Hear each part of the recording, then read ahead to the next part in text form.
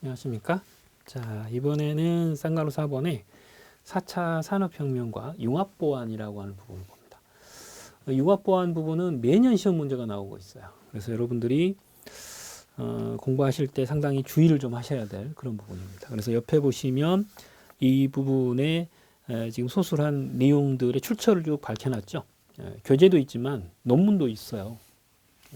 그리고 최근에 어제 신문 보도 나온 걸 봤더니 AI가 발달되면서 지금 근로자들이 하고 있는 일의 80%를 누가 차지할 수 있냐면 AI가 차지할 수 있다라고 하는 기사가 떴더라고요. 그래서 이제 그만큼 이제 근로의 종말 혹은 노동의 종말이라고 하는 부분을 이제 나타내기도 하고 있습니다.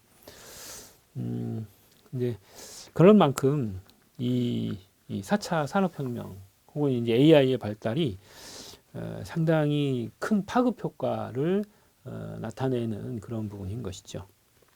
자, 내용을 잠깐 보겠습니다.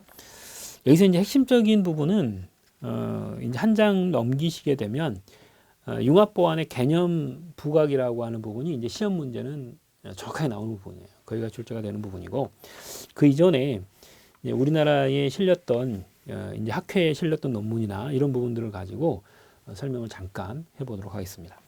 이건 이제 제가 교재를 그냥 볼게요. 이제 논문에 나와 있는 내용이기도 하기 때문에 거기 보면 4차 산업혁명에 대한 논의가 있고 기대 효과가 있고 그런 다음에 이제 민간 경비와 다른 산업 분야와의 결합 현상이 지금 여러 가지 나타나고 있어요. 그리고 이제 융합보안의 부각이라고 하는 부분이 맨 마지막에 있는데 먼저 이제 4차 산업혁명에 대한 논의 부분을 잠깐 봅니다. 거기 보면 4차 산업혁명에 대한 본격적으로 논의가 되기 시작한 것은 2016년 1월 다보스 포럼이라고 하는 데서 세계 경제 포럼에서 제4차 산업혁명의 이해라는 주제로 발표가 되면서 알려지기 시작했습니다. 이것에 대해 이제 백서 부분을 보게 되면 이것으로 인해서 주요한 사회적인 경제적인 어떤 변화가 일단 제시가 됐는데 그 내용들을 잠깐 보죠. 네 가지 패턴으로 정리를 했습니다. 첫 번째는 노동시장의 양극화의 심화입니다. 노동시장이 둘로 쪼개진다. 4차 산업혁명에서 산업구조는 플랫폼 선점에 따른 승자 독식 심화와 산업 전반의 자동화가 확산되게 됩니다. 그래서 자동화 등의 산업구조는 결과적으로 비정형 업무까지 영향을 미쳐서 비숙련 노동자의 일자리를 감소하는 등의 많은 변화가 있을 것으로 보고 있습니다. 즉 단순 반복적인 업무는 AI 등이 대체해서 일자리가 위협받게 될 것이다 라는 거죠. 그 결과로 고급 지식 노동자와 재산적 상위층은 부의 축적 기회가 오히려 많아져서 급격한 소득 향상이 있겠지만 상대적 위치가 좀 적은 상대적으로 위치가 적은 노동자들은 빈곤화가 심해질 것으로 예상이 된다 이렇게 봅니다. 그래서 빈부격차도 커지고 그 노동의 성격에 따라서 AI로 대체가 된 사람들은 실직을 할 것이기 때문에 그만큼 문제가 된다라는 거죠.